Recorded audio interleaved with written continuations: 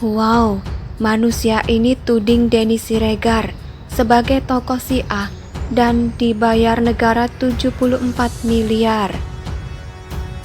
Aplikasi TikTok rupanya juga tak luput dari upaya propaganda manusia yang disebut sebagai pemuka agama, tapi isi ceramahnya sama sekali tidak mendidik, menuding seenaknya, hingga bernada fitnah yang disampaikan dengan asal mangap. Salah satunya adalah tudingan seorang bernama Andri Kurniawan yang bisa kita saksikan omongannya kalau belum dihapus di akun @mujahid_bandung pada Selasa 26 April 2022. Soal trio yang dimulai dari Ade Armando, lalu ada juga Abu Janda dan tentu saja Denny Siregar. Ade Armando disebut oleh AK ditugasi pemerintah untuk melecehkan Allah, Rasulullah, Islam, Al-Quran, dan melecehkan ulama. Tapi anehnya kok tidak pernah ditangkap. Itu karena Ade disebut oleh AK ditugasi oleh negara. Kok bisa kepikiran begitu ya? Abu Janda juga begitu, disebut AK, memang ditugaskan negara untuk menghancurkan Islam di Indonesia. Nah, bagian ini yang menarik dan perlu saya ulas dengan lebih banyak menyangkut tudingan ke Denny Siregar yang memang kerap membuka kedok busuk pada pengasong agama dan pengasong khilafah di Indonesia. Denny Siregar juga ditugaskan negara untuk melecehkan Islam, ulama, dan Al-Quran.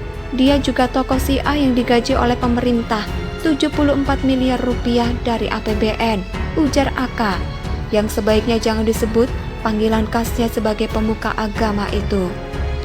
Kok bisa begitu ya? Omongan seorang yang seharusnya memberi pengajaran yang menyejukkan hati dan membangun keimanan dari pendengarnya.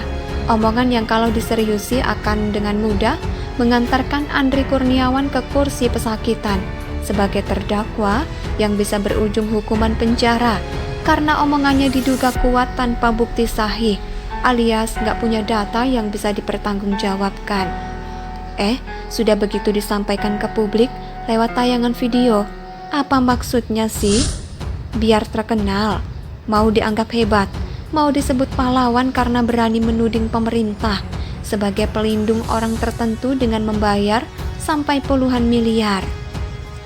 Jujur saja, terkadang saya kasihan setiap kali membaca ada pemuka agama model Andri Kurniawan ini, terutama terhadap para pengikut atau mereka yang mendengar isi ceramahnya yang lebih mirip provokasi daripada menguatkan iman.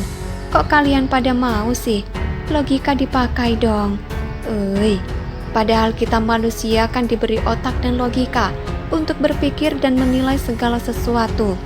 Bahkan kalau perlu diuji dengan baik sesuai standar kebenaran yang sejati dan memegang atau meyakini apa yang baik, ya kan?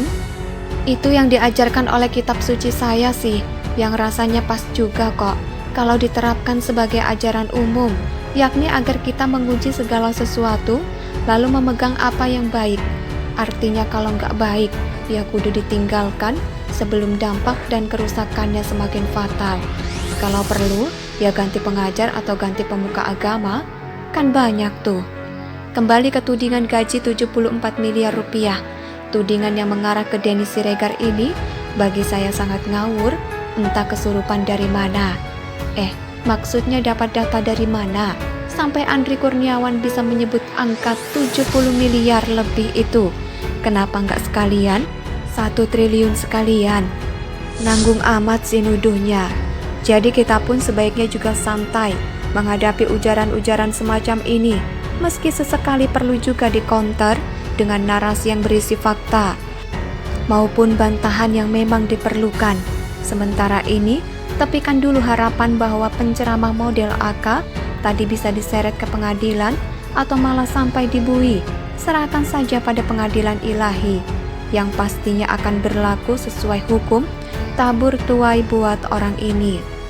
Hukum ilahi seperti ini saya yakin sekali tidak pernah salah orang, selalu adil dalam memutuskan. Juga pastinya tak akan pernah tunduk pada tekanan massa atau lambaian cek bernilai fantastis yang kerap membutakan hati nurani, hingga membebaskan mereka yang seharusnya dihukum berat. Artikel ini ditulis oleh Widodo SP bcworld.com. Bagaimana menurut Anda?